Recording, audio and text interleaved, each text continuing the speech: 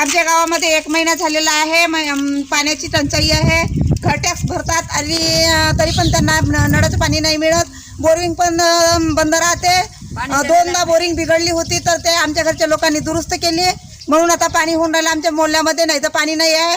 त्याच्यासाठी तुम्ही पाण्याची सोय लवकरात लवकर लावावी, नाहीतर मग आम्ही घर टॅक्स पण देत नाही आणि नळ पण काढून टाकतो ह्या गावचे.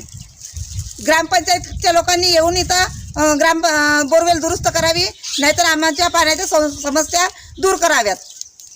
आणि आता किती दिवस झाले तुमच्या गावचे नळ बंद आहेत? 1 महिना होऊन राहिला.